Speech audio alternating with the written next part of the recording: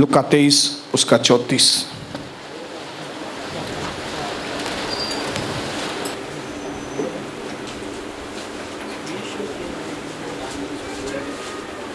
लूका 23 का 34। सूली का दृश्य है। आज गुड फ्राइडे के दिन प्रभु ने अपना बलिदान दिया था मानव जाति के लिए। सूली पर लटकने के बाद पहला जो शब्द उसके मुंह से निकल रहा है वो और कुछ नहीं लेकिन वो आपके लिए मेरे लिए प्रार्थना थी।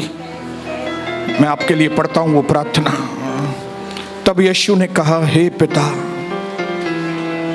इन्हें क्षमा कर, क्योंकि ये नहीं जानते कि ये क्या कर रहे हैं। मैं विश्वास करता हूं कि इन 4 महीनों में, नए साल में और उसके पहले भी कई सालों से परमेश्वर हमारी ओर बहुत ही गंभीरता से देख रहा है।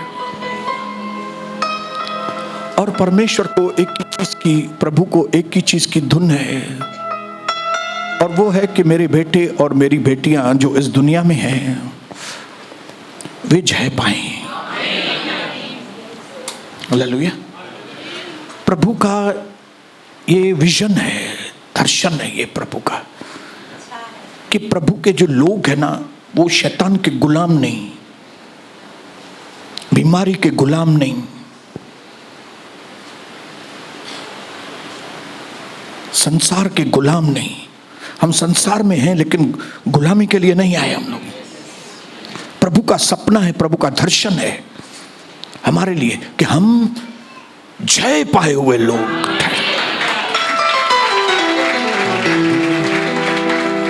इसके लिए अगर ध्यान से आप परमेश्वर की योजना को देखेंगे तो आपको मालूम पड़ेगा कि प्रभु का आना, मारा जाना, गाड़ा जाना, तीसरे दिन जी उठना, फिर से जब वो बादलों पर आएंगे, ये सारी चीजों का जो केंद्र है वो आप और मैं। इसके लिए अपने आप को कभी भी अंडर एस्टिमेट, अपने आप को तुच्छ मत समझना कभी भी। जिस चीज की वैल्यू खुद परमेश्वर करता है, आप सोचिए कितने वैल्यूएबल होंगे। इसके लिए जिस दिन आपको आपकी वैल्यू मालूम पड़ेगी ना कि आप कितने कीमती हैं, तो फिर आप ये दुनिया के सस्ते काम, चीप काम, उसकी निंदा करना, उधर टाइम पास करना, इधर ये टीवी सीरियल देखना, इधर उधर ऐसे ही फालतू जाना, आप ये चीप काम बंद कर देंगे। क्योंकि आपको मालूम पड़ेगा आप परमेश्वर के नजरों में कितने बहुमूल्य हैं। इतने बहुमूल्य हैं, इतने बहुमूल्य हैं कि प्रभु यीशु मसीह, जिसने गतसमने के बाग में भी प्रार्थना की, जो आधी आधी रात, सारी सारी रात पहाड़ों पे जाके प्रार्थना करते थे, यहां तक कि निर्जन प्रदेश में भी जाके, वो निर्जन जगहों पे भी जाके वो विनतियां और प्रार्थना करते थे। लेकिन यहां पे हम देखते हैं कि वो सूली पर भी प्रार्थना ही कर रहे हैं। इसका मतलब है जगह, सिचुएशंस, दूसरी चीजें, प्रभु के लिए कोई दूसरी चीजें मान्य नहीं थी। उसको एक ही चीज मालूम थी, प्रार्थना इज पावर। उसको एक ही चीज मालूम थी। और जिस तरह से यीशु मसीह सोचता है, उसी तरह जिस दिन आपने सोचना चालू किया कि प्रार्थना मेरे जीवन की लाइफस्टाइल होनी चाहिए, ऐसा नहीं कि मुझे कोई चीज की जरूरत है तो मैं प्रार्थना करूं, नहीं, प्रेयर इज माय लाइफस्टाइल। मैं उठूंगा तो भी प्रार्थना करूंगा, मैं घर से निकलूंगा तो भी प्रार्थना करूंगा, मैं घर वापस आऊंगा तो भी प्रार्थना करूंगा, मैं कस्टमर से बात करूंगा तो भी प्रार्थना करूंगा, मेरी व्यापारी से बातचीत हो रही है तो भी प्रार्थना करूंगा। मैं किसी ट्रांसपोर्ट में खड़ा हूं तो भी वहां पे प्रार्थना करूंगा। मैं किसी के घर में विजिटिंग कर रहा हूं तो वहां पे भी प्रार्थना करूंगा। मैं कोई चीज खा रहा हूं तो भी प्रार्थना। मैं होटल में हूं, रेस्टोरेंट में हूं, लोग बैठे हैं, भले लोग बैठेंगे, लेकिन क्योंकि मेरी लाइफस्टाइल ही प्रार्थना है, इसके लिए मैं खाने के लिए प्रार्थना करूंगा। चाहे ये लोग देखें, वो लोग देखें, क्या कर रहा है भले देखें, मैं तो प्रार्थना करके ही खाना खाऊंगा। हालेलुया। क्यों? क्योंकि मेरे बाप की लाइफस्टाइल वही है।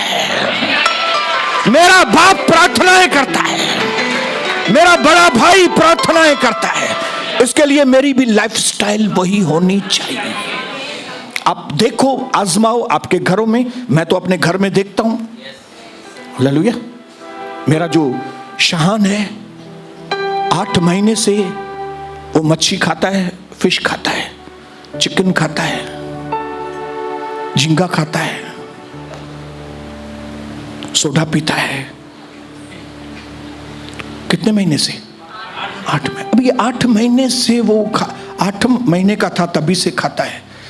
क्यों? क्योंकि सनी के द्वारा और मेरे द्वारा उसके खून में है, उसकी ब्लड में है। क्या? मच्छी ऑर्डिनरी बात है, चिकन उसके खून में है। सुबह को जब सोता है तो उसके सोने की स्टाइल देखो और सनी की सोने की स्टाइल देखो, आपको लगेगा सेम, एक ही स्टाइल में सो रहा है। क्यों? उसके खून में है।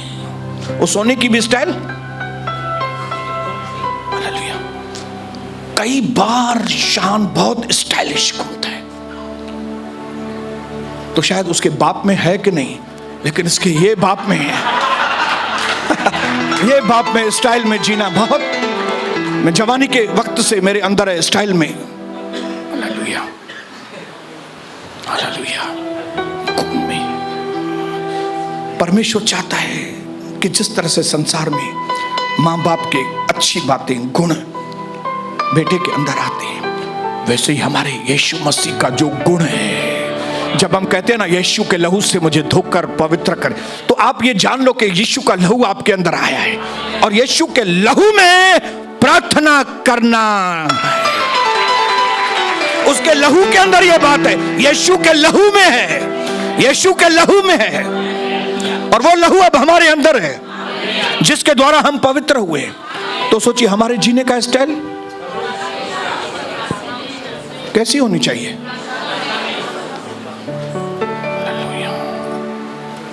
हमारा बात करने का तरीका कैसा होना चाहिए? यीशु मसीह के जैसा। क्यों? हमारे अंदर यीशु का लहू है। हालेलुया। जिस तरह उसके शब्द ग्रेस से भरे हुए, अनुग्रह से भरे हुए वो शब्द बोलता था, मेरा भी। जिस तरह से उसका यीशु मसीह का कोई दूसरा आदमी ट्रिगर नहीं दबा सकता था, कोई कुछ भी करे उसका मूड खराब नहीं होता था, वैसे ही मैं भी, क्योंकि मेरे अंदर भी यीशु का लहू। बोलिए मेरे अंदर यीशु का लहू है। Hallelujah hallelujah hallelujah. मेरे अंदर यीशु का लहू है। बोलो हालेलुया। और गुड फ्राइडे के दिन में मैं आज आपको बताना चाहता हूं, सबसे पहली चीज, सूली पे इतनी पीड़ा होने के बाद, इतनी बेइज्जती सहन करने के बाद, इतनी हालत खराब होने के बाद भी जो पहला शब्द वो अपने मुंह से मेरा यीशु निकाल रहा है वो है प्रार्थना। हालेलुया। तो जो व्यक्ति प्रार्थना नहीं करता है, मैं आपको बताऊं, उसके अंदर यीशु का लहू है ही नहीं, है ही नहीं उसके अंदर यीशु का लहू। ऐसे ही घुस के आ गया वो बाहर से, किधर से। वो मेरे झुंड का व्यक्ति नहीं है, क्योंकि अगर यीशु का लहू आपके अंदर होगा ना, तो आप उठते बैठते प्रार्थनाएं करेंगे। हालेलुया। बोलिए हालेलुया, बोलिए हालेलुया। समय बदल गया है। जैसे हम पहले जीते थे अभी वैसे नहीं जी सकेंगे। गुड फ्राइडे के दिन पे आज मैं आपको बताना चाहता हूं, दिन बदले हुए हैं, दिन बदल गए। हालेलुया। अभी अंतिम समय में हम लोग जी रहे हैं। हालेलुया। अंतिम समय, क्लाइमेक्स, अंतिम समय। ज्यादातर आप देखो अंतिम समय डिफरेंट होता है। किसी भी फिल्म का, पिक्चर का अंतिम सीन देखेंगे, क्लाइमेक्स से भरा हुआ रहता है। लड़ाइयों से भरा हुआ रहता है। अलग अलग ऊपर नीचे बातें होती हैं, हाँ, क्योंकि पिक्चर एंडिंग होने वाला है, पिक्चर एंड होने वाला है, इस पृथ्वी का एंड होने वाला है। हम सबका यहाँ पे जीवन बाय बाय होने वाला है। यहाँ पे ऐसे वक्त में आपको जो सही गाइडेंस मिलेगा, आप जो सही मंजिल पर अगर पहुंचना चाहते हैं तो उसका एक ही तरीका है, वो है जिस तरह यीशु मसीह ने अंतिम तक, हे पिता आपने मुझे क्यों छोड़ दिया है। ये क्या है? ये भी प्रार्थना है। हालेलुया, बोलो ये भी प्रार्थना है। और इतना तकलीफ में है मेरा प्रभु। ऐसे वक्त में चाहे तो प्रभु सबको श्राप भी दे सकता है, चाहे तो बस पूरी देर रो सकता है, जैसे आजकल के विश्वासी लोग रोते ही रहते हैं बस। चाहे तो लफड़ा करे ऊपर से, उसने पकड़ा मेरे को, उसने ऐसा किया, ब्लेम भी लगा सकता था, दोष भी लगा सकता था। जैसे हमारे विश्वासु बहुत एक्सपर्ट है, दोष लगाने में, उंगली ऐसे करने में एक्सपर्ट है। उसकी वजह से ऐसा हो गया, उसकी वजह से क्रिटिसिज्म, नुक्तचीनी, सुस्ती। लेकिन ये सारी चीजें मसीह में नहीं दिख रही है। ऊपर सूली को देखेगी तो आपको ये सारी गंदगी दिखेगी नहीं, लेकिन इतनी साफ सुथरी चीज वहां पे दिखेगी, और वो है खुशबू वाली प्रार्थना। हालेलुया। और मैं धन्यवाद करता हूं कि ये गुड फ्राइडे हमारे प्रार्थना के बाइबल स्टडी के वक्त में आया है। Praise the Lord. ताकि मैं आपको बता सकूं कि इस दुनिया में अगर सबसे ज्यादा कोई जरूरी चीज आपको जो सही मंजिल पर पहुंचा सकती है, वो है प्रार्थना। Hallelujah, praise the Lord, hallelujah. Prayer is the daily necessity. मैं आपके खून में भरना चाहता हूं। आपके रोजमर्रा की, एक विश्वासी के जीवित रहने की रोजमर्रा की जरूरत है प्रार्थना। और वो खाली प्रार्थना नहीं, लाइफ स्टाइल प्रार्थना। वो ब्रेकफास्ट वाली प्रार्थना नहीं, उठते बैठते चलते फिरते खाते पीते सोते जागते प्रार्थना। तब भी आप विजय वाले जीवन बिता सकेंगे। हालेलुया, तभी आप विजय देखेंगे। जीवन के कई क्षेत्रों में कई विजयी आपका इंतजार कर रही हैं। इसके लिए अपने पड़ोसी को बोलो, राइज अप, खड़े हो जाओ और प्रार्थना करो। उठकर खड़े हो जाओ और अपने आप को प्रार्थना के लिए तैयार करो। हालेलुया। मैं समझता हूं अभी तक शायद आपने पहले ध्यान नहीं दिया होगा इन बातों के ऊपर, लेकिन एक बार फिर से पवित्र आत्मा हमको रिमाइंड करा रहा है। हालेलुया, हमको रिमाइंड करा रहा है। 2007 में मेरे जीवन को इतना बड़ा झटका लगा था, इतना करंट लगा था मुझे 2007 में। हम जब बाहर से वापस आए, दुश्मनों की भरमार, इधर से दुश्मन, उधर से दुश्मन, फॉरेन से दुश्मन, लोकल दुश्मन, मुंबई से दुश्मन, अंबरनाथ से दुश्मन, सब दुश्मनों ने मेरे को घेर के रखा था। ऐसा लगता था कि मानो शैतान की पूरी योजना थी कि हम सेवा छोड़ दें। हालेलुया। गूंगे भी मेरे सामने बोलने शुरू किए थे बड़े आवाज में, जिनको मैं अगर अनबिलीवर होता चुटकियों में ऐसे कैरम बोर्ड की गोटी की तरह उड़ा दूं। वो मच्छर भी मेरे सामने बात कर रहे थे, लेकिन मैं मच्छरों को भी कुछ नहीं कर पा रहा था। कई लोगों ने अपने जीवन में ऐसी सिचुएशंस देखी होगी जब आप एक मच्छर को भी नहीं पकड़ सकते। मेरी 2007 में ये पोजीशन थी, जब सिर्फ मैं, मेरी कविता और मेरे बच्चे आपस में रोते थे। समझ में नहीं आता था क्या करें, और सबसे बड़ी जिम्मेदारी मेरे ऊपर थी कि मैं कैसे अपने परिवार को संभालूं। इतनी सारी गवाहियां, अब कैसे खराब हो जाए गवाही, क्या करें, कैसे करें। तब मैं धन्यवाद करता हूं परमेश्वर पिता को कि मेरी पत्नी को, प्रभु की दासी को, एस्तर विजया रानी पूना से, उसने उनको बताया कि मेरी बहन आपको कलीसिया को मध्यस्थी की प्रार्थना की जरूरत है, क्योंकि एक कलीसिया में अगर रिवाइवल चाहिए, एक फैमिली में अगर जागृति चाहिए, तो वेदी को संभालना बहुत जरूरी है।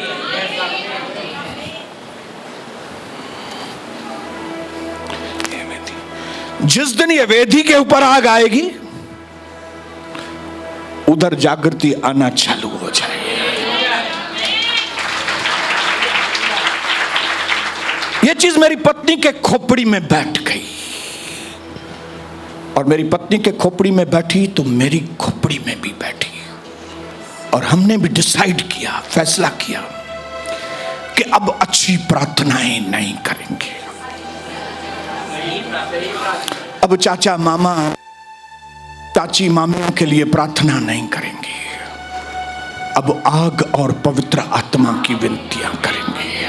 अब आग से बांधने वाली, लहू से बांधने वाली प्रार्थनाओं को शुरू करेंगे। और जैसे हमने इन प्रार्थनाओं को शुरू किया, वेदी पर आग आना चालू। हालेलुया। वेदी पर ऐसे वैसे अरे गहरे व्यक्ति को आने के लिए नो एंट्री कर दिया। ऐसे ही वह किसी का भी कोई भी फोन करेगा और बोलेगा पास्टर मैं इधर आया हूं उल्लासनगर में, तो मैं आपके पास प्रचार करूं, नको भाई नको, ये वेदी को मुझे, क्योंकि यहां से ही आग ने चेंजेस लेकर आए। अपने पड़ोसी को सीरियसली बोलो, आपको बदलाव की जरूरत है।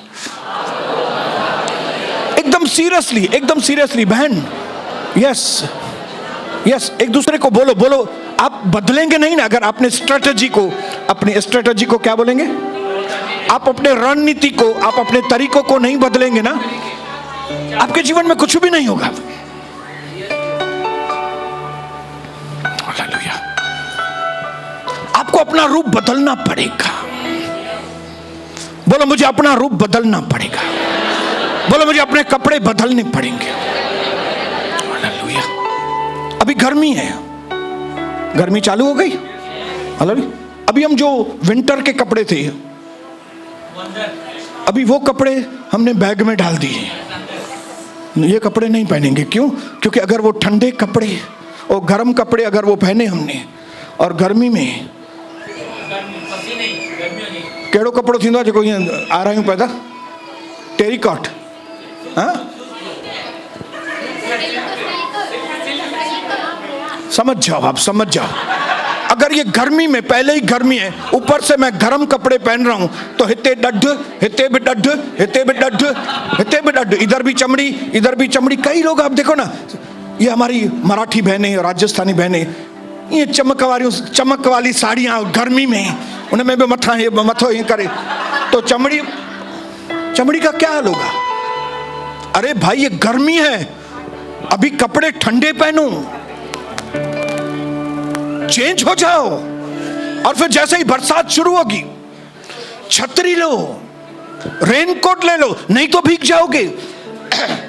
जैसे सीजन चेंज होता है, आपको चेंज होना पड़ेगा। हालेलुया। और जैसे ही बरसात पूरी होती है, आसार शुरू होते हैं कि अभी ठंडी शुरू होने वाली है, फिर गर्म कपड़े वापस, स्वेटर, कोट, फिर वापस निकालो और पहनना शुरू करो। क्यों? जब इस तरह से बदलाव करेंगे तो जिंदा रहेंगे, चंगे रहेंगे। लेकिन अगर आपने गर्मी में गर्म वस्त्र पहने, वो आरायूं के हिंदी में चाचे बा, गमोरियां, और फिर चाकू लेंगे और चाकू पुठियां ये खन दो चाकू, ब्रदर इतने खनो तो मुखे।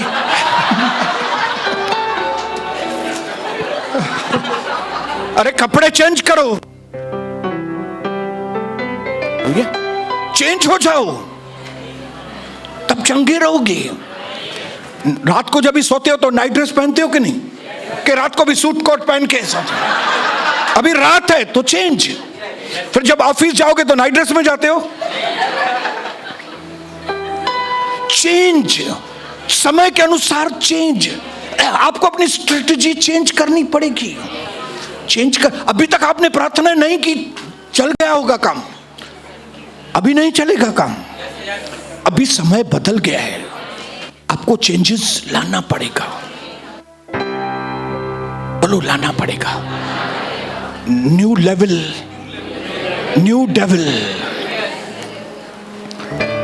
जैसे आपकी उन्नति होगी, नए शैतान सामने आने वाले हैं, और नए शैतानों को पुरानी स्ट्रेटजी से नहीं, नई स्ट्रेटजी, नए तौर तरीकों से। हालेलुया। बोलो मेरा समय बदल रहा है, तो मुझे क्या करना पड़ेगा? मेरे तौर तरीके बदलने पड़ेंगे, मेरा उठना बैठना बदलना पड़ेगा।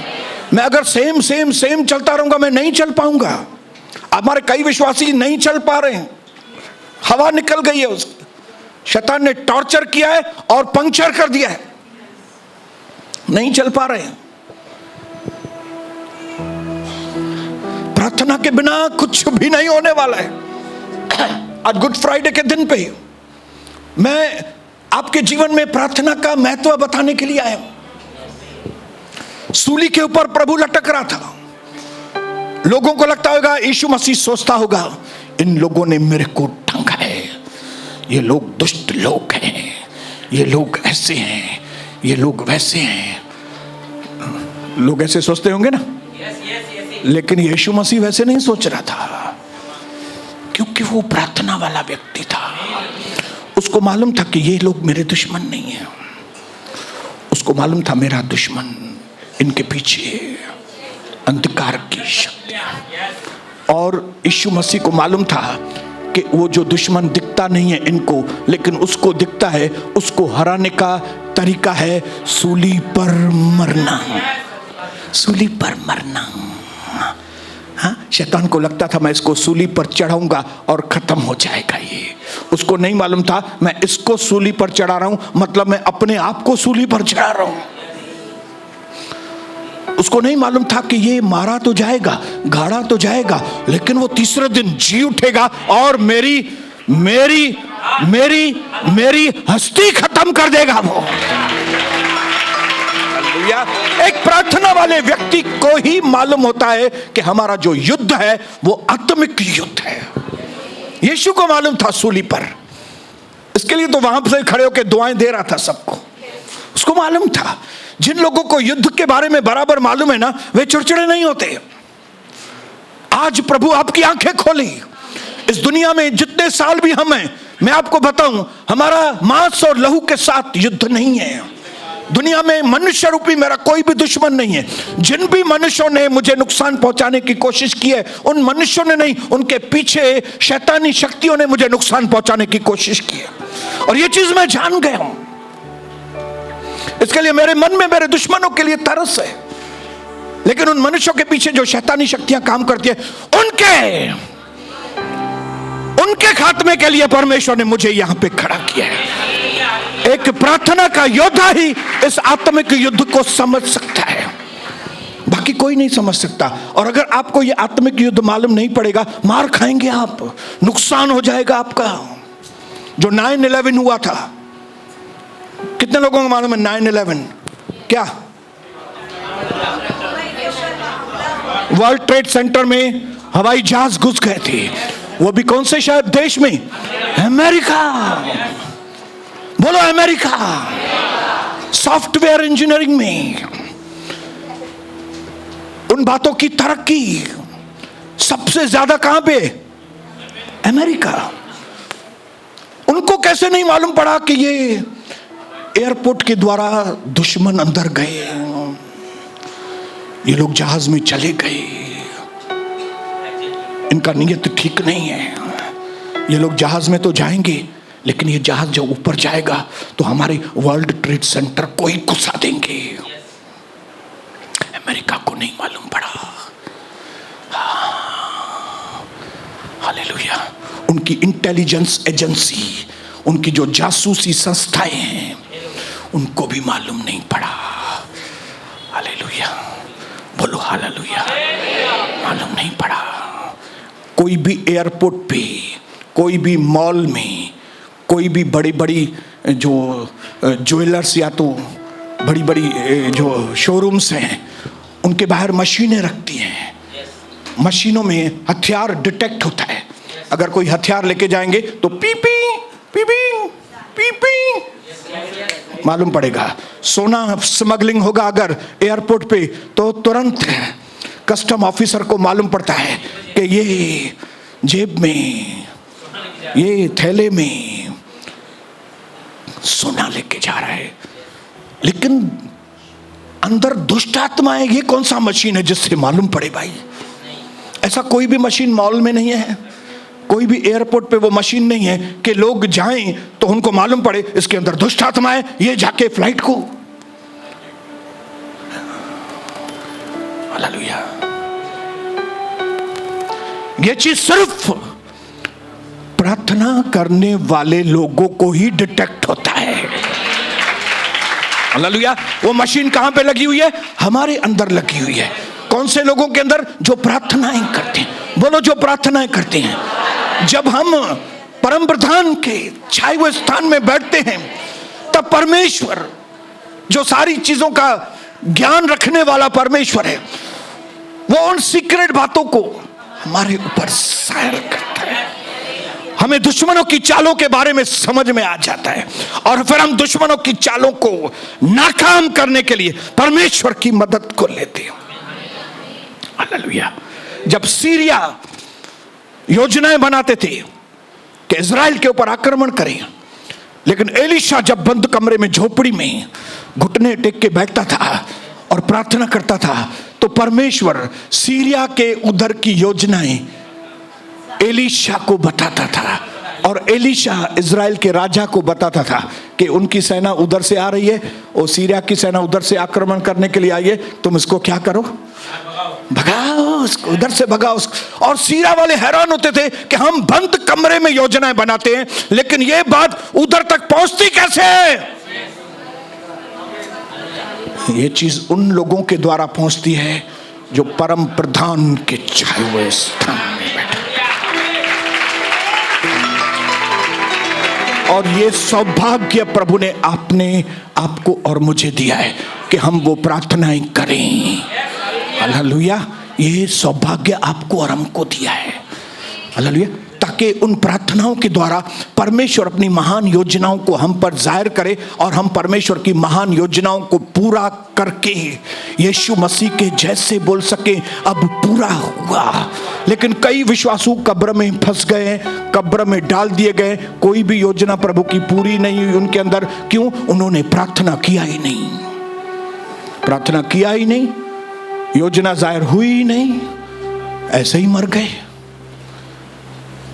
मुझे नहीं मालूम आज के इस वचन के बाद भी कितने लोग इस प्रार्थना को, इस वचन को अपने साथ लेके जाएंगे, मुझे नहीं मालूम। हालेलुया। अगर एक भी व्यक्ति अमेरिका के अंदर ऐसा व्यक्ति होता जो देश के लिए अच्छी तरह से प्रार्थना करे, एक व्यक्ति भी, अगर एक कलीसिया भी ऐसी होती जो देश के लिए सही तरीके से तो ये 9/11 का अटैक रोका जा सकता था।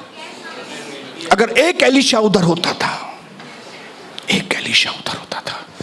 क्योंकि प्रार्थनाओं के द्वारा ही देश की मंजिल मुकर्रर होती है, प्रार्थनाओं के द्वारा ही परिवारों की मंजिल फाइनल होती है, प्रार्थनाओं के द्वारा ही एक आदमी की मंजिल फाइनल होती है। प्रार्थना करेंगे तब आपको समझ में आएगा आपको कहां जाना है। आप प्रार्थना नहीं करेंगे आपको समझ में भी नहीं आएगा आप कहां पे जाएंगे। क्योंकि जब हम प्रार्थना करते हैं तो स्वर्ग से वो डिसीजंस, वो योजनाएं जो हमारे लिए बनी हैं, वो सारी योजनाएं हमारे गर्भ में आ जाती हैं जब हम प्रार्थना करते हैं। सो प्रेयर इज अ व्हीकल। प्रार्थना क्या है? एक गाड़ी है, गाड़ी जिसके अंदर स्वर्ग में से जो योजनाएं बनती हैं हमारे लिए, बड़ी बातें, वो प्रार्थना लेकर आता है और हमारे गर्भ में वो डालता है। हमको समझ में आती है। यीशु को समझ में आया सूली के बाद पुनरुत्थान होगा, पुनरुत्थान के बाद ये होगा। इसके लिए, आने वाले खुशियों के लिए, आने वाली विजय के लिए उसने सूली की मृत्यु भी सहन। अभी आपने समझा क्यों एकदम सूली पर बिंदास क्यों था यीशु मसीह? क्योंकि वो प्रार्थना वाला व्यक्ति था और प्रार्थना में उसको मालूम था ये लोग मेरे को मारेंगे, मैं गाड़ा जाऊंगा, मैं मारा जाऊंगा, गाड़ा जाऊंगा, लेकिन कितनी बार चेलों को बताया उसने? बहुत बार बताया, 3 बार। कैसे मालूम पड़ा उसको भाई? कैसे मालूम पड़ा कि भाई मैं मारा जाऊंगा, गाड़ा जाऊंगा, फिर तीसरे दिन जी उठूंगा? प्रार्थना करेंगे तो आप अपने परिवार को बचा सकेंगे, प्रार्थना करेंगे आप अपनी जाति को बचा सकेंगे, प्रार्थना करेंगे आपके देश को आप बचा सकेंगे। 2013 में भारत देश के अंदर उल्लासनगर, एक जहां से इस वक्त मैं बात कर रहा हूं, 2013 में हमारे सब कलीसियाओं के ऊपर पोस्टर लगाए थे लोगों ने, यहां जाने वाली बहनों के बाल काट दिए जाएंगे, ऐसा करेंगे, वैसा करेंगे। हमारी भी कलीसिया के बाहर पोस्टर लगा था। हम भी नए भवन में आए थे 2011 के बाद, 1-2 साल ही हुआ था। हम बहुत खुश थे, लेकिन अचानक से पोस्टर लगे। हालेलुया। 1-2 पास्टर ने फोन किया मुझे, पास्टर ये हमारे कलीसिया के बाहर पोस्टर लगे। मैं बोला मेरे भी कलीसिया के बाहर पोस्टर लगे। हालेलुया। क्या करें? मैं बोला तुमको जो करना है करो, हमको तो मालूम है हमको क्या करना है। हालेलुया।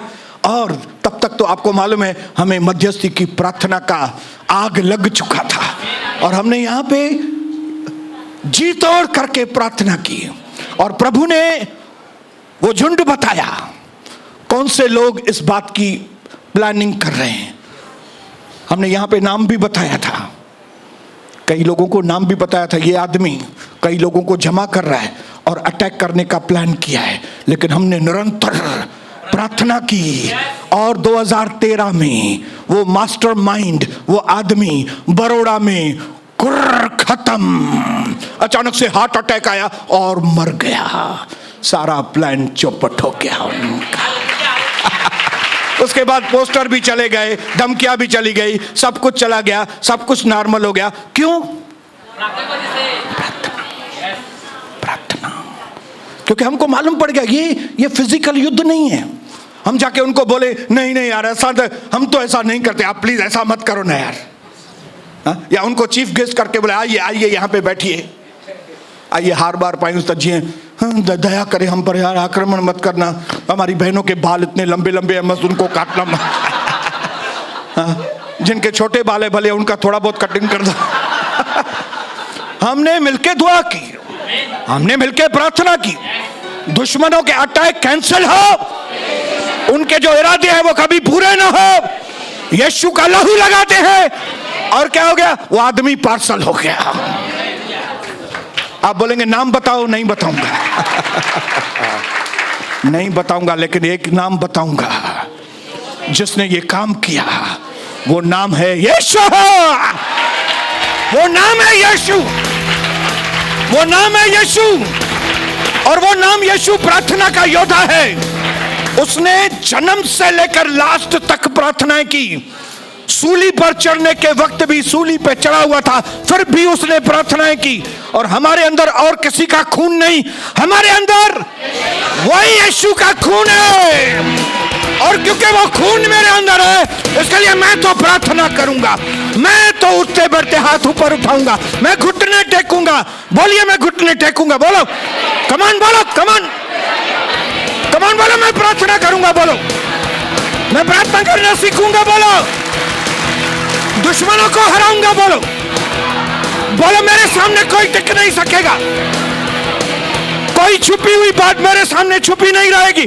कमान कमान कमान, बोलो बोलो अन्य भाषा में प्रार्थना करो, कमान रालाबा खराबा शराबा बाबा बाबा। अंधकार की योजना डिस्ट्रॉय हो, हमारे विरोध में सारी शैतान की बातें डिस्ट्रॉय हो। मेरे भाइयों को नया जीवन, मेरी बहनों को नया जीवन मिले। यीशु प्रभु के नाम से सारा माहौल आपके हाथ में सौंपता हूं पिता। गुड फ्राइडे के दिन मैं आपको धन्यवाद करता हूं कि प्रभु सूली पर मरते मरते, कीमत चुकाते चुकाते आप हमें सबसे बड़ा चाबी देके गए और वो है प्रार्थना। धन्यवाद मेरे प्रभु। मेरे अंदर और प्रार्थना की आत्मा, बोलिए मेरे अंदर और प्रार्थना की आत्मा काम करे, मेरे अंदर और उत्साह कार्य करे, मेरे अंदर और पावर काम करे, मेरे अंदर से बहुत सारी खुशखबरियां आए, मेरे अंदर से जीवन के जल की नदियां बहे, मेरे अंदर से बहुत बड़े काम हो। प्रार्थना प्रार्थना प्रार्थना, और सीधी सादी प्रार्थनाएं नहीं, आग वाली प्रार्थनाएं, यीशु के जैसी प्रार्थनाएं।